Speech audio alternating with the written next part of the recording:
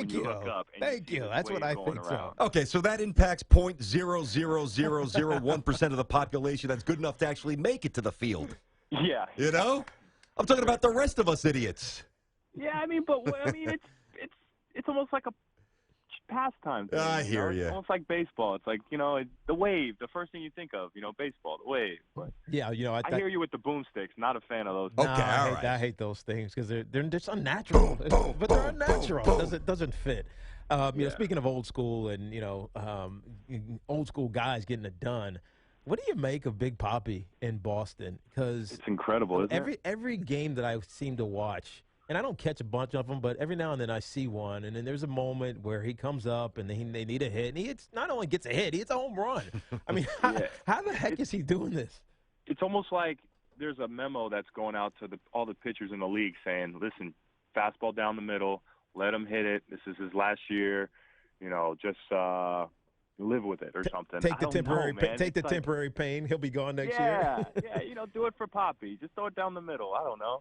But it's ridiculous, man. Like, you look at how he's hitting. He's so comfortable. He's doing so much damage. Like you said, it ain't like he's fizzled out. He doesn't have any more pop. Power numbers are down. No, it's like everything is through the roof.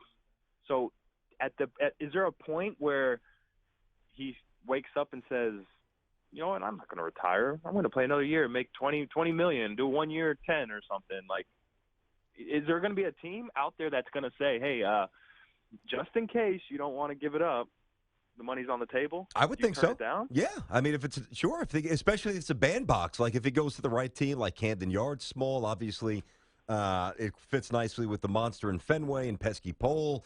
Yeah. I think he's done because he's been very definitive about it. His body, it's not that he doesn't, and you know this, Michael, a lot of guys retire because they can't play. They just, whether it's an erosion of the vision where you can't pick up the baseball as much, or you lose a couple of ticks on the heater, or you lose a few steps in the outfield. He just physically doesn't feel well, and he's done. He's done. I hear him. I hear him on that because basically the same kind of thing with me. I feel like I can play. I went to spring training this year. I hit 390 or 400. I hit the best on our team with the Pirates, but my body would not. It couldn't keep up, and that's the sad part about sports is when you feel like you still have the ability, but your body just keeps letting you down. That's harder. That's harder to live with, I think, than your actual playing ability starts dwindling down. Then it's like, okay, I'm not hitting that heater like I used to, or my eyes, like you said, my eyes are giving out. It's time to go home. Mm-hmm. It's when your body gives up. That sucks, man. But I feel him on that. And if that's the case, yeah, then good for him, man. Yeah, that's awesome. The best way to go out on top. I mean, you can't ask for anything better. He's a legend. Talking to Michael Morse with us here on TIki and TIerney, 12 years in the show. Quickly on this, you mentioned obviously you played for a bunch of teams, but the spring in the Pirates that you were there, I mean, was there anything that you noticed with McCutchen that was off? Because, boy, what a fall from grace for one of the top players in the game. What happened? I don't know. It's a shame.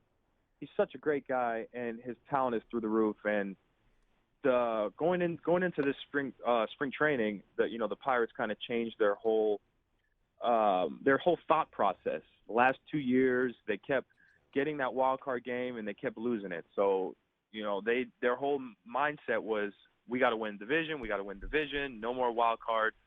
We're going to take away the long ball and we're going to go with guys with higher on base. We're going to get John Jaso. We're going to get rid of Pedro Alvarez. Neil Walker, take a hike. You're going to go to the Mets. And these are guys that were real established guys with the Pirates that actually helped them get to where they were those last couple of years. And not only that, they said, McCutchen, instead of batting third, we're going to bat you second because there's a guy in a room that went to college that statistically says that you can get more RBI chances and you'll do better for the team. You're talking about a guy that's an MVP player that's batted third his whole life. Now you're going to put him in this two-hole to choke and poke. Yeah. It's a lot of people don't get that, but that can mess somebody up. Yeah, and your approach is completely different. yeah, your approach is completely different. And you know what? They axed that whole mentality by the second half. They're like, okay, Cut, you're going back in the 3-hole, and we're going to go back to what we did before because we won over 90-plus games. This way we're doing, we're not doing nothing. So, and since they've changed, look at them now. They're right back into that wild card spot, and I guarantee you, if you ask them if they get a wild card, they're not going to say no anymore. Yeah, So. yeah, I completely agree with you. A team that doesn't have to worry about the wild card because they're running away with the National League East is the Washington Nationals, a team you've spent a few years with and had some great seasons there. I'm curious on two regards. You played 1 year with Bryce, so just get into the mindset of him. But more importantly, Washington is an interesting city because it's a lot of transient folks, and obviously we know the history. They're the Expos that came down and changed the landscape of baseball. What's the embrace of the Nationals like in Washington? At first, when I first got there back in, I think it was 2009, it was totally not a baseball town at all. They just couldn't really get the mindset of it, since the Senators days. But once the team started building up, once the learners started throwing money into the team, putting these big guys out there, the signing of Worth, we got Strasburg, Harper, all the talk about him and everything, all of a sudden these people started coming around and started becoming fans of the Nationals. Like you said, it's usually kind of like, you come into town, hey, you might go see a baseball game. Oh, they have a Nationals. Also, they'll be playing somebody. But now it's, like the Nats are the thing. The Nats are the team. And I think it's because that team has grown so much. And you got to say, like, Mike Rizzo's done such a great job. Harper came up, and he was a kid that all he knew was that he was the best. No matter what he did, he was the best. When he came into the team, he's never played with guys that are at his same level. So it was a tough learning experience for him. And to learn how to play as an actual teammate. No matter if you went 0 for 4, if you got that win, that W, you're happy that day. That was a big learning process for him because it used to be always about him and what he did. Yeah. So now he's got that, and Jason Worth helped him a lot on that. Jason Worth is really like the almost like the father of the team. And you know what? Since he's been that way, and then they got Scherzer, it's just so much firepower, and they're gelling so good right now, and it's a great atmosphere right now in DC. Especially, they're selling out every game, and it's just fun to watch. Yeah, they're rolling. There's no doubt. Michael Morse with us here, 12 years in the show, and he's with us here on TIki and TIerney, CBS Sports Radio. They're fun to watch. They're gelling, as are the Indians. I want to give them a little love. I don't know, Mike. I think that they're the most disrespected or ignored team in baseball right now. And I'll tell you this, and I know you know this, but if I'm in a short series with this team, I don't think I'm going to come out unscathed here with the arms they're throwing at you. Their rotation right now, their top 10 ERA, quality starts, whip, and batting average against. By every measurement, every metric, the Indian staff is dominant. Why don't more people talk about the Tribe? It's so weird.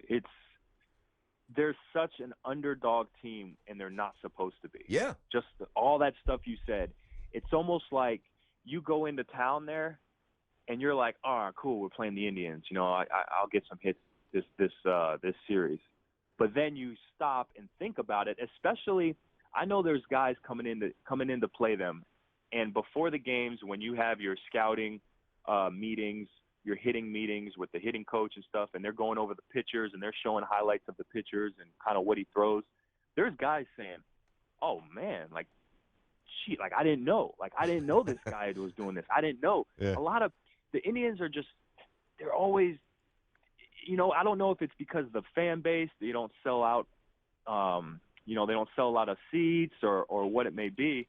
But what they're doing there this year, it's got to open everybody's eyes, especially in baseball and especially over there in Cleveland, what they're doing. It's got to. And I think Mike Napoli's helped that team a ton. He was a good pickup. He was good. And to your point with the scouting report, when you